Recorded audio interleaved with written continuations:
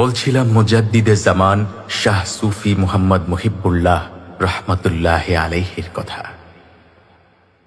হুজুর কিবলা গত 10ই মুহররম আমাদের এতিম করে চলে গেছেন। মনে হয় এই তো সেদিনের কথা, অথচ প্রায় বছর পূর্ণ হতে চলেছে। মনের মধ্যে শুধু একটা প্রশ্নই লক্ষ কোটি বার তোলা দিচ্ছে, হুজুর কোথায় হারিয়ে গেলেন? কি করছেন? কেমন আছেন সেখানে? মসজিদের দিকে তাকালে হুজুরকে মনে পড়ে, মিনারের দিকে তাকালে হুজুরকে মনে পড়ে, কুতুবখানায় তাকালে হুজুরকে মনে পড়ে। যেদিকে তাকাই শুধু হুজুরকেই মনে পড়ে। স্টেজের সামনে বসে হুজুরের মায়া ভরা চেহারার দিকে তাকিয়ে থাকতাম আর ভাবতাম, হুজুর যদি কোনোদিন চলে যান কি হবে আমাদের? এসব ভেবে চোখ ভিজে আসত। বিশেষ করে 3 দিন ব্যাপী মাহফিলের বিদায়ের মুহূর্তে, আখেরি মোনাজাতের পূর্বে হুজুর অশ্রুসিক্ত নয়নে কাতর কণ্ঠে বলতেন, আপনারা দূর দূরান্ত থেকে এসেছেন, আপনাদের জন্য ভালো ব্যবস্থা করতে পারিনি, আপনাদের অজু গোসল থাকা খাওয়ায় কষ্ট হয়েছে, তাই আমাকে আল্লাহর হস্তে মাফ করে দিবেন। একথা শুনতেই হু হু করে কান্না করে দিতাম। কষ্টে বুক ভারী হয়ে আসত। এখনো সেসব মনে পড়ে বুক চিরে কান্না পায়।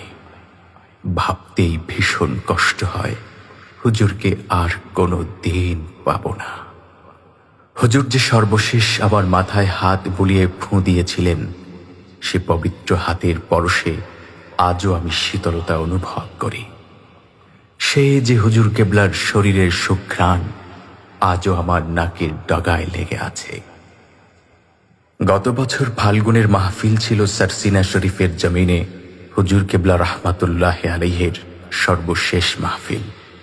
আমার স্পষ্ট মনে পড়ছে, সেই মাহফিলে হুজুর চোখ তুলে মায়া ভরে আপন ভক্ত মুরিদদেরকে শেষ দেখা দেখে নিচ্ছিলেন। তখন হুজুরের চেহারায় কিছুটা বিষণ্ণতার ছাপ স্পষ্ট ছিল এবং চোখ থেকে অঝোর ধারায় অশ্রু গড়িয়ে পড়ছিল। কারণ হুজুর বুঝতে পেরেছিলেন, সুখে দুঃখে পাশে থাকা আপন মুরিদানের সঙ্গে এটাই হয়তো আমার শেষ দেখা। তাই হুজুর ইঙ্গিতে বলেছিলেন, আবার কিন্তু 8 মাস পরে মাহফিল। একথা বলে হুজুর বোঝাতে চেয়েছেন, পরবর্তী মাহফিল আসতে দীর্ঘ সময় বাকি, কাজেই দেখা নাও হতে পারে। সেদিন লক্ষ লক্ষ মুরিদের হু হু কান্নার চিৎকারে বিস্ময়কর এক আগাম শোকের আবহাওয়া তৈরি হয়েছিল সারসিনা শরীফে। কারণ মুর্শিদকে হারানোর সাংঘাতিক ভয়ঙ্কর একরকম ভয় সবার হৃদয়ে ভর করেছিল। হুজুরকে হারানোর ব্যথা হুজুর নিজেই আমাদের সবাইকে নিয়ে উদযাপন করে গেলেন।